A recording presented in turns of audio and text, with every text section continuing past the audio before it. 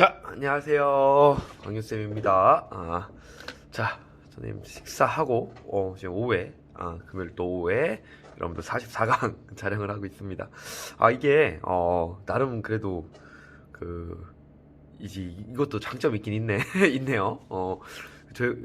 그래도 여러분들, 제 얼굴 모습이 전신 나올 때는 옷 입는 것도 되게 신경 썼거든요. 그래서 하루에 솔직히 하나밖에 안 찍었어요. 하루에 하나, 왜냐면 똑같은 옷 입고 나오는 게 좀 그래갖고 옷도 바꿔. 그래서 그랬는데, 이게 얼굴이 안 나오니까. 그래도 계속 촬영해도 되네. 이걸로 했으면 수업이 더 길어졌을까? 아니면 수업 내용이 더 많아졌을 수도 있겠습니다. 자, 빨리 할게요. 요번 내용은 1910년대 국내외 저항입니다. 그러니까 우리가 지난 시간에 10년대, 20년대, 30년대, 40년대 무단통치기, 문화통치기, 민족 말살기까지 해갖고 세 가지를 시기로 구분을 해갖고 우리가 정치적 모습, 경제적 모습을 나눠서 봤는데, 이제 앞으로 배울 나머지 내용들도 똑같습니다. 이제 10년대 국내 저항 하나 하고요. 좀 20년대의 내용이 좀 있습니다. 20년대에 문화통치기에 있었던 여러분들, 물산장려운동이나 신간회 같은 이런 사회단체 운동들, 그런 것들이, 나오고요. 또 3.1운동하고 임시정부 내용도 하나의 주제가 되고요. 그리고 나서 20년대 또 무장투쟁 운동들이 있습니다. 그것도 또 약간 공부할 것들이 있고, 그러니까 20년대 이제 3강 정도를 배우고, 이제는 30년대 하면은 끝나요. 그러니까, 여러분들 거의 한국사 많이 내용 들어오셨고요. 하여튼, 이제 오늘은, 그러니까 10년대 내용은 이게 다예요. 그러니까 내용이 무단통치기엔 별로 없습니다. 하여튼, 그거 해서, 하도록 할게요. 자, 우리 10년대 국내 저항은, 국내와 국외로 나눌 수가 있습니다. 국내에는 생각을 해보세요. 일제시대 때고 무단통치기고 헌병경찰 통치기고 가장 셌기 때문에 국내에서 이렇게 활약할 수 있는 게 한계가 있습니다. 당연히 비밀결사 운동일 수밖에 없고요. 그래서 우리 여러분들 송죽회, 기성단, 자립단 등등 있는데 거의 나오진 않고 딱 2단체 정도만 좀 기억을 해주시면 좀 좋을 것 같아요. 자, 첫 번째 단체로서는 뭐가 있냐면, 너무 좋아. 이렇게 보여갖고. 첫 번째는, 자, 파란색으로 해야겠다. 독립의군부라는 단체가 있습니다. 보이시죠?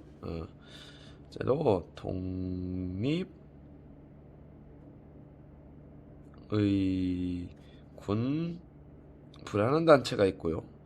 자, 이거는 한국사 능력검정 문제는 매번 나와요. 매번 나오니까 2가지만 좀 기억하시면 되고, 수능에는 나올 수도 있고 안 나올 수도 있습니다. 하여튼 그래도 주제 중에 하나예요. 주제 중에 제가 몇 가지 주제 이렇게 정해서 하면은 그래도 알면 좋습니다. 나오면 틀리겠죠, 공부 안 했으면.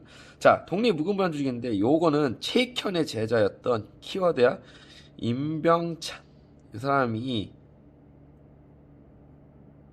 자, 임병찬이 최익현의 제자로서 호남 지역을 기반으로 했던 인물이 됩니다.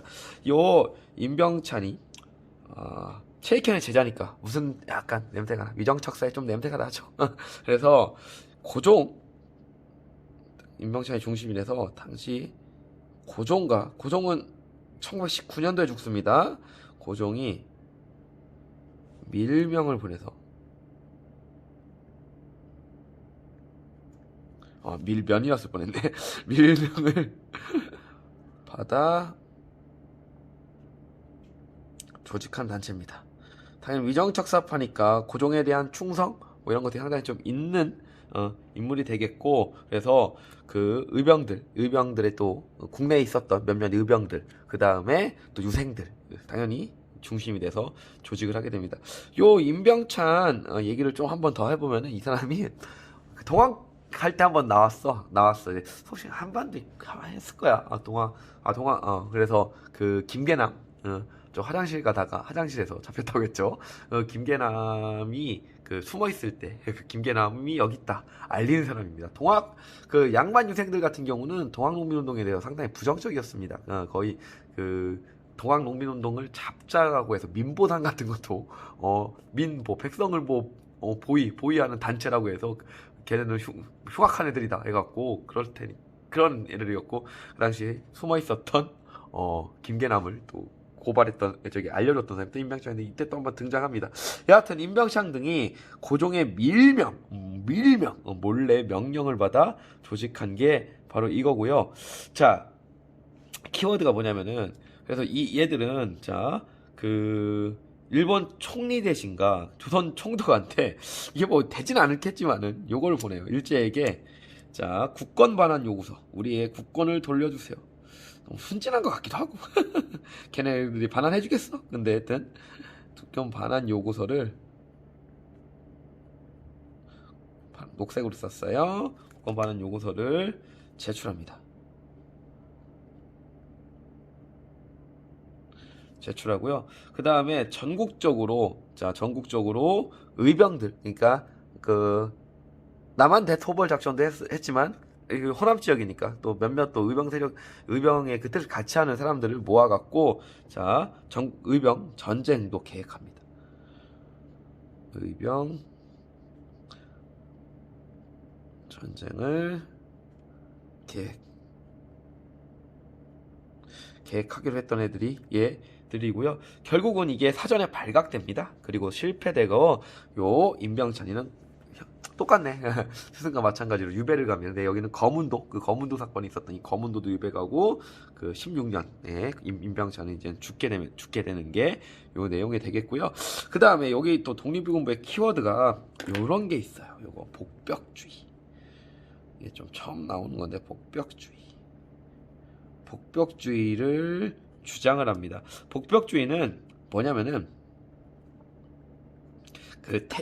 퇴위된 황제를 복구하자는 겁니다. 그러니까 다시 고종을 복위시키자라는 거고, 이 원래 중국에서 나왔어요. 중국 청나라 때도 그 복벽주의라고 해서 이게 나오는 건데, 여하튼 다시 전제군 주제, 왕권을 부활시키자, 이런 것도 주장합니다. 그러니까 복벽주의 나오면 독립운동입니다. 그러니까 단순 암기입니다. 단순 암기라고 생각하시면 되고, 자, 여기가 독립운동 끝이야.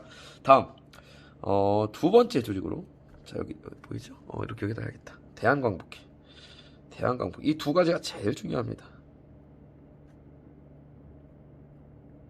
대한광복회인데, 독립유군부는 아마 1912년도에 조직된 단체고요. 대한광복회 써드릴게. 이게 1915년도. 당연히 다 비밀 조직이죠. 12년도, 1915년도. 예, 만들어진 단체입니다. 이게 대한광복회가 훨씬 더 세력도 컸고요. 범위도 셌습니다. 이거 임병찬은 이게 호남 중심인데, 이 대한광복회는 대구입니다. 대구나 경상도 중심이 됐겠고, 박상진, 이때 써드릴게요. 중심 인물이 박상진, 또 여기에 김자진. 김자진입니다. 청산대첩에. 이 김자진도 이 대한광복회에 소속이 됐습니다. 이 인물들이 중심이 돼갖고 결성합니다. 그래서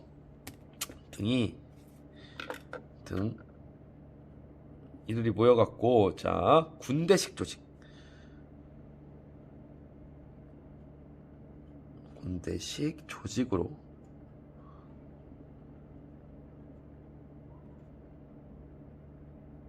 결성합니다. 군대식 조직으로 결성해서, 쉽게 말해서 어떤 거냐면은 얘들은 그러니까 사령관이라는 표현을 썼을 겁니다. 그래서 박상진이 총사령관, 그다음에 김자진이 부사령관, 이렇게 해갖고 이 군대식 조직을 통해서 이렇게 활동을 했고요. 그러니까 그 다음에 일단 요 박상진이 가장 회장이었습니다. 총사령관, 김자진이 부사령관이었고요. 일단 얘들은 그래서 군대식 조직으로 친일파를 처단합니다. 자, 당시에 친일파들을 처단하고, 그래서 친일 부호였던 장승원이라는 사람들, 이런 사람들을 가서 처단하기도 하고요. 그리고 군자금, 군대 조직이니까 군자금을 모금해서 이렇게 모인 군자금을 통해서 또 독립전쟁까지도 계획했던 애들이 이 대한광복회가 되겠습니다. 그 다음에 또 이 대한광복에서 또 키워드가 하나 뭐냐면은, 우리가 결국은 대한민국 임시정부 때 민주공화정 체제가 완성되는데, 그러니까 신민회 같은 경우도 공화정을 지향했고, 두 번째 나오는 이 대한광복회 역시도 자, 공화정 형태를 주장합니까? 결국 공화정은 끝이야. 이게 공화정이라는 정치 체제를 지향했던 게 두 개, 하나가 신민회, 두 번째가 대한광복회, 세 번째가 대한민국 임시정부가 되고, 그 법통을 받아서 현재 우리 대한민국 있는 거니까 그렇게 연결된다고 보시면 되고요. 그래서 공화정 형태, 자, 공화정 형태의 근대국가 건설을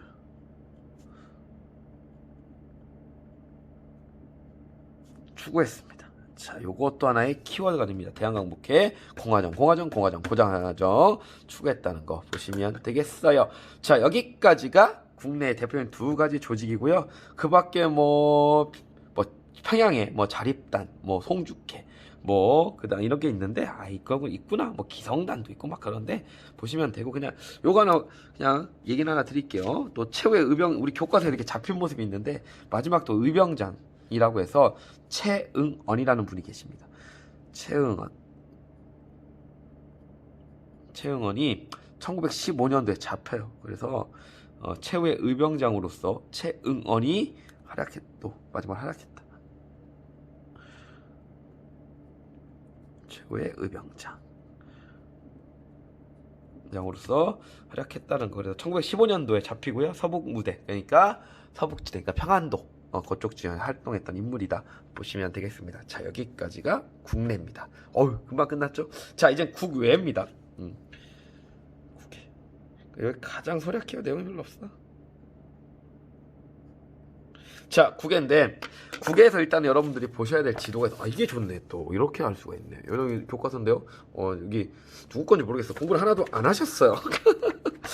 누구지? 처음에 누구지? 하여튼 여기 제가 저기 지나가다가 이게 떨어져 공부했네. 미안해요. 공부했네. 잠깐만. 1학기까지는 하셨군요. 미안해. 누군가 주인을 이제 볼 텐데 안 볼랬나? 이게 정식 돌린 거 2학기 때는 안 했어. 확실히 안 했죠? 열심히 했어. 누굴까? 연도 공부도 했어. 하여튼. 자, 요지도 보시라고. 요지도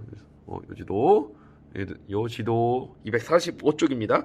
국외 독립운동기실이라고 해서, 자, 보세요. 요게 서간도입니다. 여기가 서간도. 그 다음에 여기가 북간도예요. 여기가. 오케이? 그 다음에 여기가 연해주. 블라디보스토크. 이거 좋다. 이게 장점이 있어요, 확실히. 이거 뭔가 더 하면 되겠는데? 여하튼 서간도 김광규 제 수업에서 할 수 없는 것을 여기서 할 수 있네. 이렇게 보여주고. 시청각. 되네요. 안녕. 자, 그래서 이 축구하다 다친 이 손. 자, 그러면 국외인데 245쪽 지도랑 같이 보시면 좋습니다. 일단은 중국부터 정리할게요. 자, 중국부터 정리를 할 건데, 첫 번째. 어차피 여러분들은 온라인 클래스 자료실 가면은 다 완성된 판서 자료를 볼 수 있으니까, 국외인데. 중국인데. 쏘리. 또. 중국 먼저. 이렇게 쓰면 돼. 중국. 이렇게. 자, 중국이고, 일단 첫 번째. 서간도 얘기할게요. 서간도. 245쪽 지도 반드시 확인하시고, 써드릴게요. 페이지 245 지도랑 함께 보세요. 같이 보시고, 일단 이 서간도인데, 서간도는 자 어디냐면은, 자 여기 삼원보.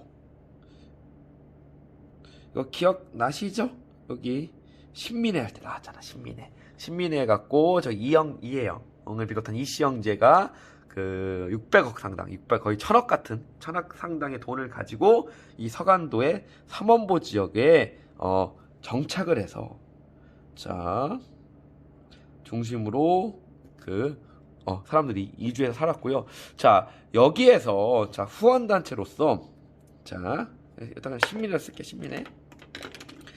이제 신민회가 단체가 주축이 돼갖고 삼원보를 중심으로 해갖고 국외 독립운동 기지를 건설했고요. 그래서 여기서 이제 후원 단체로서, 그러니까 단체라는 표현도, 그러니까 그 지역의 사람들이 모여서 하나의 조직을 만드는 거야. 조직을 만드는 건데, 그래서 경학사라는 거 나오면 서간도고요. 요게 후일날, 자, 이름이 바뀌어요. 부민단이라고 해서 경학사, 또 이 부민단이라는 단체가 여기 서간도 지역에 조직이 됩니다. 그래서 여기에서 이제는, 자, 군사 조직으로서, 학교로서 원래는 신흥 강습소라고 해서 먼저 만들었어. 신흥 강습소라고 해서, 이게 1911년쯤에 신흥 강습소라고 해갖고 이걸 만들었다가 이게 결국은 1919년이 되면 이게 신흥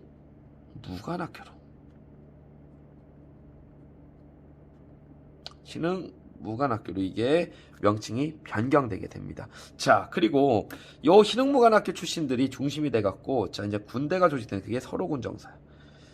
서로군정서. 자, 다시 정리할게. 자, 경학사 부민단은 단체입니다. 단체. 서간도에 있었던 사람들이 우리 사람들이 이주해서 만드는 단체고, 요 신흥강습소 무관학교는 학교입니다. 학교. 서로군정서는 이 지역에 이제 이 사람들이 주축해서 만들어진 군대. 이렇게 나누어서 여러분들이 공부를 하시면 되겠습니다. 됐음. 서간도 끝. 다음 두 번째. 서간도가 있으면 이제 북간도가 있습니다. 자, 간도는 서간도와 북간도. 짜잔. 북간도는 자 중심 지역이 어디냐면은 왕칭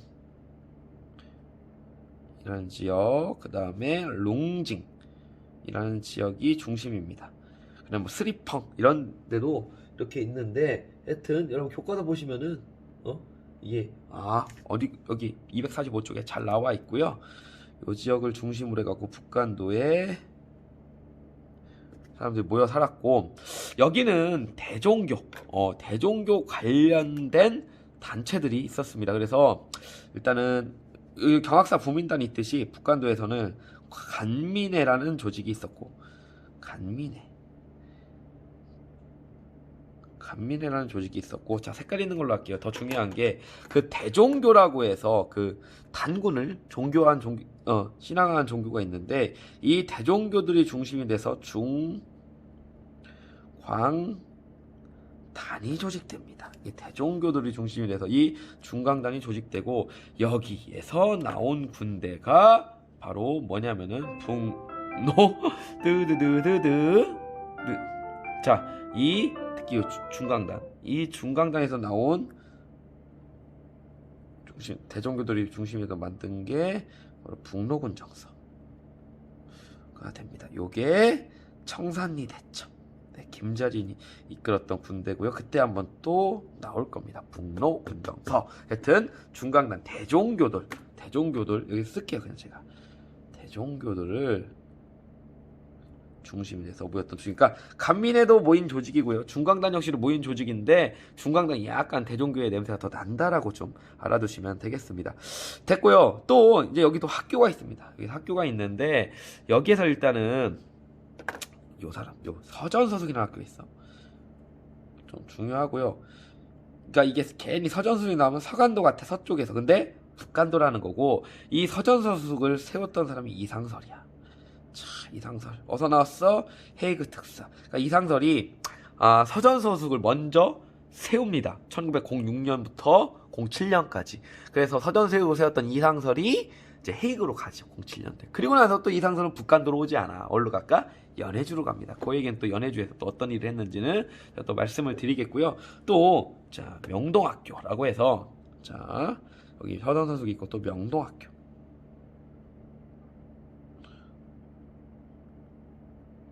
명동학교가 또 여기서 갈라집니다. 이 명동학교의 가장 대표적인 출신이 바로 그 유명한 쉽게 쓰여지는 시 하늘의 부끄러워 맞나? 서신가? 한 점 부끄러움 없이 윤동주가 시인 윤동주 이 명동학교 출신이라고 보시면 되겠습니다. 자, 닥스 북간도도 끝이야. 그러니까 이건 단순 좀 암기입니다. 그러니까 여러분들 예전 한국 근현대사가 6차 교육, 7차 교육 과정 처음에 있었을 때 여기가 그 지역하고 단체가 단순 암기야. 단순 암기. 잘 출제됐던 부분이 바로 여기고, 누가 암기를 잘하나. 그 다음이 바로 여기입니다. 여기. 됐음. 자, 서간도, 북간도 했고요. 그럼 상하이로 갈게요. 상하이. 다시 이걸 잠깐 서간도와 제가 한번 비교를 해드릴게. 서간도의 단체는 경학사 부민단이라는 단체 있으면, 여기는 간민의 중강단이라는 단체가 있었고요. 학교는 신흥강습소, 신흥무관학교면 여기는 서전서숙, 명동학교가 있는 거고, 군대는 여기 서로군정서, 여기는 북노군정서다. 이렇게 하시면서 좀 같이 개념화해서 공부하셔도 좋아. 자, 됐고 이제 상하이로 갈게요. 상하이는 좀 서간도, 북간도랑 거리가 있지. 자, 상하이는 일단 1918년도 이제는 임시정부가 나오기 직전이지. 이때 자 신한 청년당. 신한 청년당이라고 해서 신한 청년단이라고 쓴 데도 있는데 하여튼 신한 청년당이 1918년도에 1918년도에 신한 청년당이 조직이 되고요. 이 신한 청년당 같은 경우는 김규식, 그 다음에 여운형, 신채호를 대표로 한 150명 정도가요 신한 청년당에 소속이 되었습니다. 소속이 되었고 대표적으로 여기에 파리 강화에는 1차 세계전이 끝나고 나서 그 강대국들이 모여서 했던 회의인데 여기에 바로 김규식을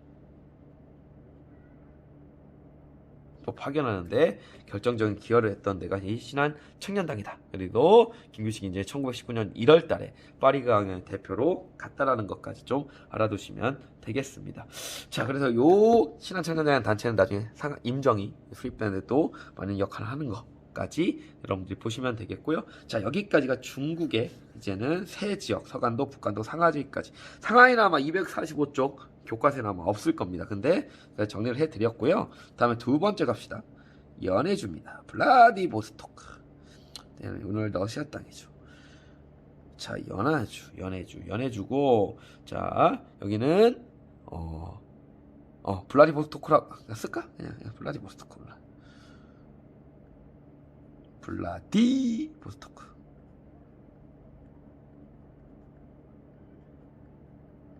고요. 자, 여기도 일단은 우리 사람들이 모여 살았던 지역이 신안촌에 저기 사람들, 그러니까 여기가 삼원보 중심에 신안촌에 사람들이 모여 살았고요. 그 다음에 일단 지금 무슨 시간이야? 이제 한국사 시간이네요. 수능. 성명회 후원단체로서 여기는 성명회. 그 다음에 건업회. 변하는 이 두 단체들이 조직이 됩니다. 그래서 성명회 같은 경우는 유인석 그때 저기 기억나십니까? 을미의병 때 그 유인석, 이상설, 이범윤 이런 사람들이 중심이 돼서 조직을 했고, 건업회 역시도 이상설이가 중심이 돼서 조직합니다. 자, 무슨 말씀이냐면 이상설이가 서전서속에 있다가 그다음에 네덜란드 헤이그에 있다가 율로 안 오고 북한도로 안 오고 연해주로 갑니다. 그 이유는 이상설이 연해주에서 활발하게 활동을 하고요. 여기는 군정부까지 만들어지게 됩니다. 결국은. 그래서 1914년도에 정부 대한 광복군 정부라고 해서 요것이 1914년도에 이상설이 여기에 군정부의 대빵 자리에 정통령이 오르게 됩니다. 부통령은 이동했던 이 건업회와 상명의 인물들이 중심이 돼서 대한광복군 정부가 이 연해주에 세워지게 되고요. 이상설을 중심으로 해서. 그리고 나서 나중 되면 이제 1919년도 그 임시정부가 이제 만들어진 그 시점에 블라디보스토크도 정부의 역할을 하는 대한국민의회라고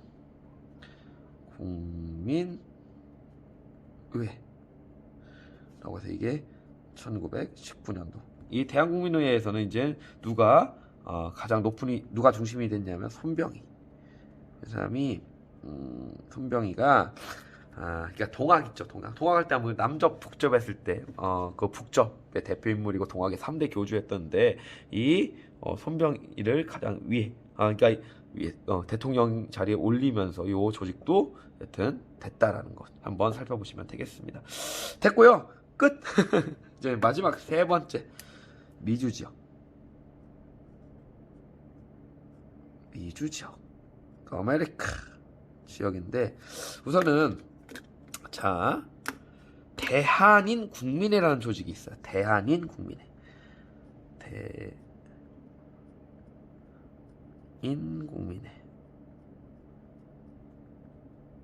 한 조직이 있고요. 이건 어디서 만들었냐면은 샌프란시스코. 저는 SF로 할게요. SF. 영화가 샌프란시스코에서 대한인 국민회가 조직이 됩니다. 1910년도인데 이게 1910년도고 왜 조직이 되면 샌프란시스코에서 2년 전에 스티븐스를 죽인 사람이 있죠. 장인은 다시 한번 쓰세요. 누구? 전명훈. 운이 이거를 계기로 해갖고 요 대한인 국민회라는 조직이 건설이 됩니다. 그래서 대표 인물이 안창호. 안창호 이제 미주에서 활동하죠. 시민회. 안창호가 주도를 했고 그 다음에 뭐 이때 당시 박용만, 박용만, 그러니까 그 다음에 이승만 이런 사람들이 중심이 돼갖고 주도해갖고 만들게 되는 게 바로 이 대한인 국민회입니다. 샌프란시스코에서 만들었고요. 신한민보라고 하는 또 뭐 신문도 발행하고 뭐 독립운동 자금 같은 것도 모금도 하고 해서 샌프란시스코에서 이런 조직이 만들어지게 됐고 그 다음에 또 박용만이 여기서만 활동했던 게 아니고 그 뒤에 1914년도가 되면은 대조선 국민군단이라고 해서 이거는 하와이에서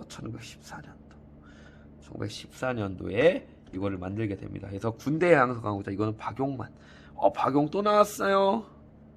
박용만이 중심이 되었고 근데 박용만 당시 미국에서 활약한 사람 중에 약간 좀 셌어. 하여튼 무장투쟁 노선자입니다. 약간 셌고 약간 이승만과 안창호 같은 경우는 약간 외교 노선을 주장했던 사람이라면은 박용만은 무장투쟁. 우리 박용쌤 비슷한가? 일단 축구할 때는 무장투쟁 논자죠. 아주 강하게. 원래는 평소에 아주 온화한 분이신데. 하여튼 이 박용만은 약간 그 축구할 때 또 올려. 하여튼 축구할 때 박용쌤이 무장투쟁 논자가 되겠습니다. 됐고요. 마지막으로 또 여기만 있는 게는 멕시코. 우리가 얼마 축구에서 졌죠. 3대2로.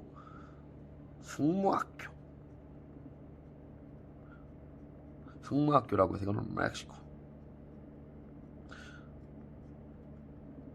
그래서는 이 1910년도 승무학교가 조직됐다 교과서에 나왔길래 한 줄 정도 써드렸습니다. 자, 245쪽 지도 보면서 공부하시면 되고요. 이 정도만 하셔도 충분합니다. 자, 한번 쭉 보시고 27분 찍었네요. 그래도 나름 장점이 있네. 그래, 다음 시간에 이제는 임시정부 할 겁니다. 임시정부 하고요. 그 다음에 내용이 또 많아집니다. 20년 되는 10년 된 여기까지.